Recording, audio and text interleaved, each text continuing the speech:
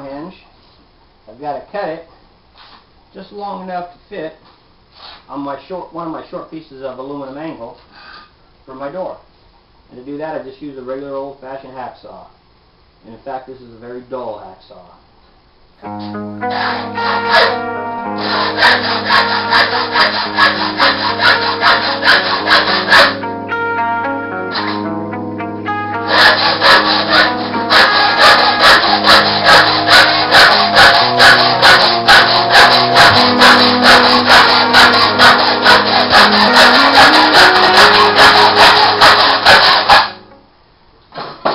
Just like that.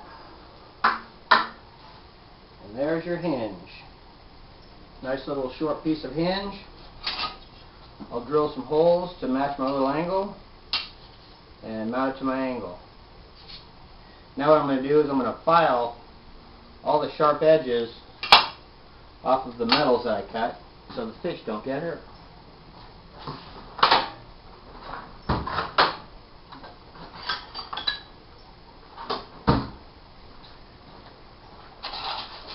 To do that, I just use a plain old everyday regular file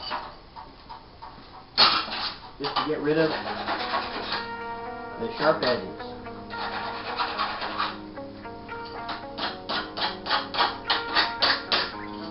The fish jump around quite a bit in those live wells.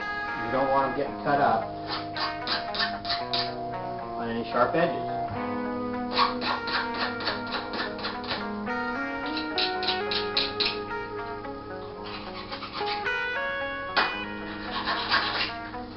I like to make sure that all the edges are smooth and fish friendly.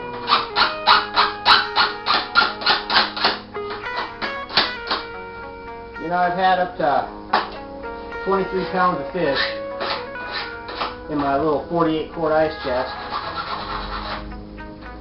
This time I had two 8-pounders in there, and it may be a little cramped, and now they can't turn around in there. Not when they're that big. They still have plenty of water on their backs, and they're not bent halfway, they're sitting straight.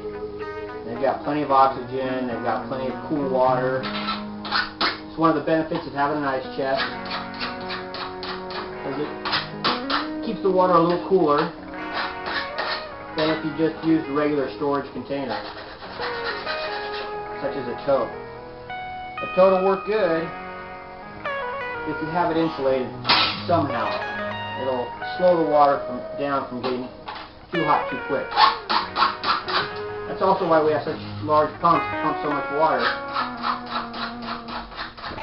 so that we're always putting fresh water on the fish. I like to run my pump about every 20 minutes or so. I run it for about 5 minutes, 5-10 minutes.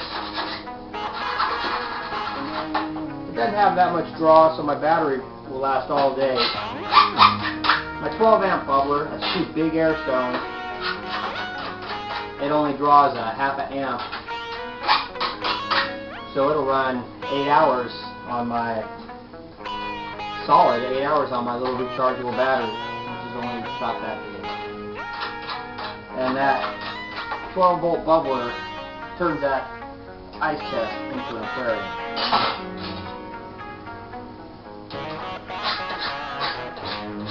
You also want to make sure that you add some rejuvenate to your water. It calms the fish down, and it stops infections in the cuts. It'll stop the bleeding. It'll clot the bleeding if you got a fish stuck in the gullet.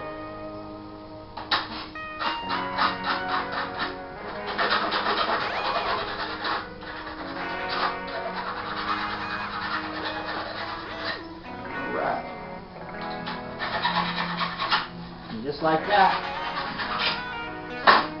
No more sharp edges. Alright. Now I've already marked all my holes on my angle to drill. So we'll get set up to drill all the holes.